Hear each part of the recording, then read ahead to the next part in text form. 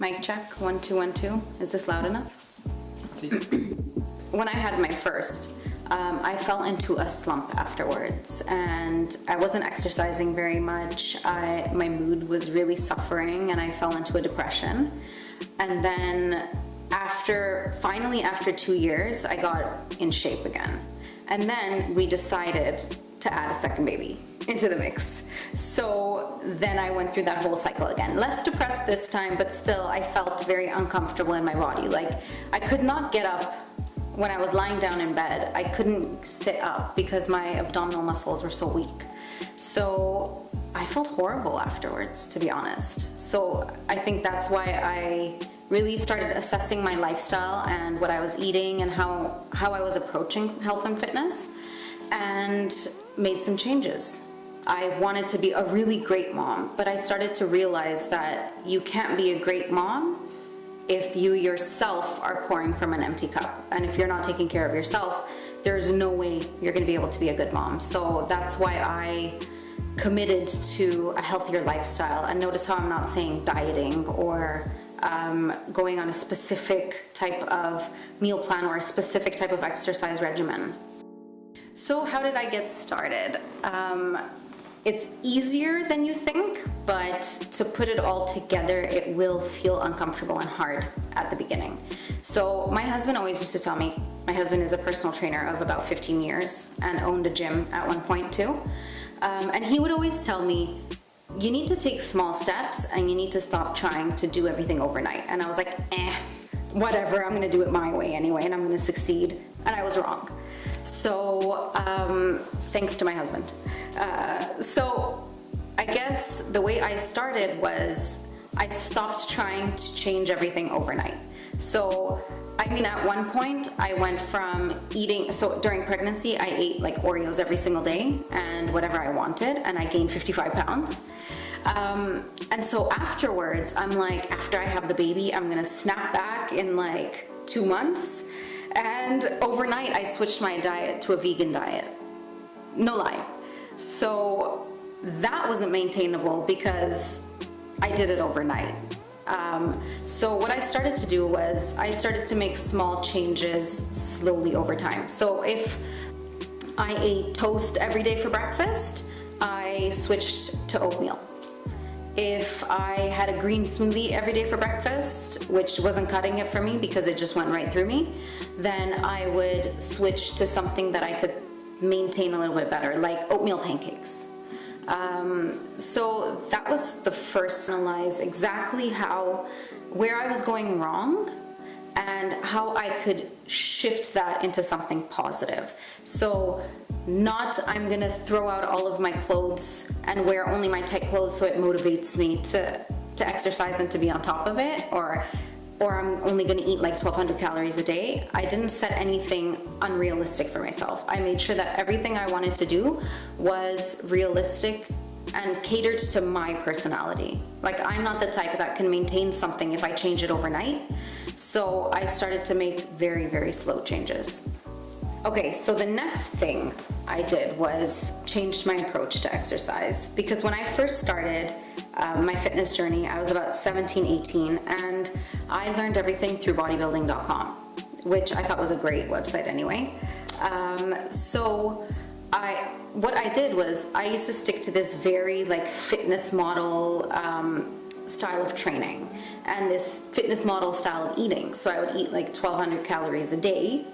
And when it came to weights, I didn't know what I was doing at all. So at first it was like I would try out movements, and I didn't realize that if I did the bigger movements first, that it would be better for my exercise in general. But I would do silly things, like I would throw in bicep curls when I hadn't even trained shoulders or back, you know?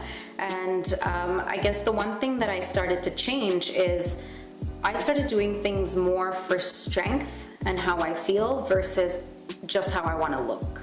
So before, I had this obsession with growing my butt and my lower body. Now, the way I'm built genetically, it doesn't necessarily allow for that unless I'm really going to put in a lot of work and eat a lot of calories.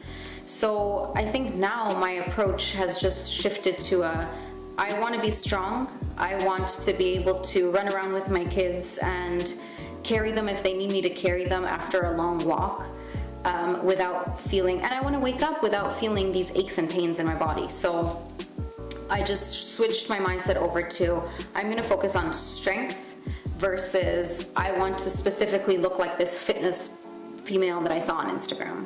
I think the most important part of your fitness journey is how you approach your meals and how you organize yourself in the kitchen. For me, I make sure that I meal plan, and it's super daunting at first, and honestly, I do dread it. But I always make sure that I get it done, because then I maintain the goals that I have for myself. So I take out my planner and I write every single meal that I'm gonna eat for that week. And we allow ourselves one takeout meal a week. So, and then on the weekend, we are definitely more lax about how we eat. So I write everything down. I go grocery shopping based on that.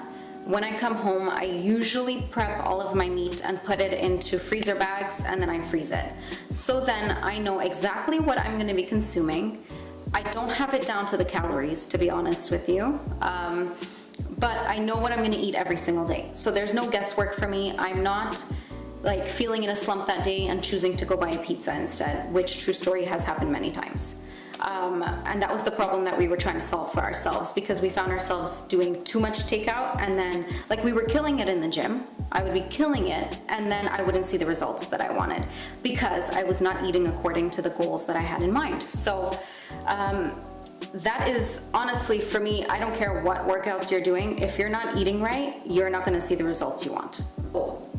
After I do all of the meat prep and stuff, then I kind of, like the night before, I'll take it out, and then that's exactly what I'll cook. I'll just look at what I wrote down, like, oh yeah, I'm eating this today, okay, great. I don't even have to think about it. So I keep myself healthy in that way, because I don't have to guess. I don't have to rely on my moods. I don't have to rely on external things, which of course will sway what I want to eat that day. So I've kind of made my body a little bit disciplined in that during the week, I know I'm gonna be eating, let's say, our lunch is always gonna be a pretty big salad with a carb, which could be like jasmine rice, sweet potatoes, regular potatoes, and a big portion of protein. And that's kind of how we arrange all of our meals. My husband and I have a lot of disagreement about this because I do not like eggs. I do not like to eat protein in the mornings. My natural inclination is to go for something like oatmeal pancakes, which are super healthy, but they don't have any protein in them. So the one thing that I have changed is that we compromise, and every other day we'll have eggs instead of just having something that's carb filled. So that something with protein in it is gonna keep you longer than something that's gonna run right through you like a smoothie. So ideally you do want to focus on having protein and fat in the morning so that it keeps you full longer, and then eat your carbs a little later on in the day. I think the missing link to most people's fitness journeys is that they don't have the mental health aspect down. They think that fitness is just a manipulation. So if I eat ABC, I will look like this. And that's not true, because if your mind is not right, you're not gonna be able to stick to your goals long enough anyway. If your mind is not right, you're not gonna be getting the right sleep, and you're not gonna be in a positive enough state to keep yourself going. So for me, everybody always asks, how do you stay so motivated? And the truth is, honestly, I don't stay motivated. I find it really hard to be always motivated, even if you have a goal in mind. So what I work on more is cultivating self-discipline. And discipline is getting up and doing the things that you know you have to do in order to reach your goals, whether you want to or not. Whether you feel inspired that day or not, or whether you feel lazy that day or not.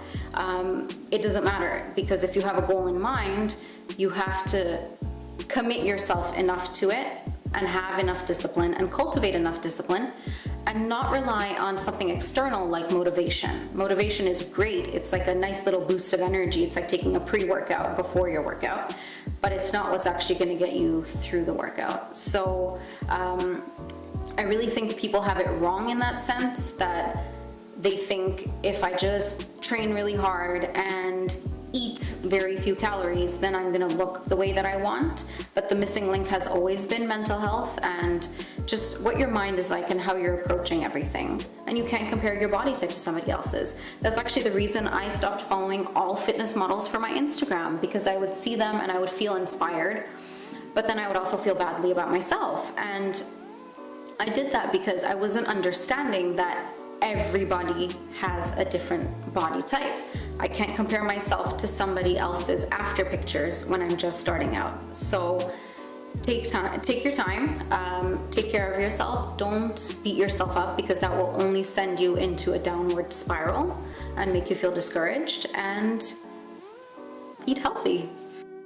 So I think that's it. I hope you found my video informative and useful, and if you still have questions, feel free to comment down below. If you like the video, give it a thumbs up, subscribe to my channel, and hit your notification bell. We will be posting lots more, so thanks.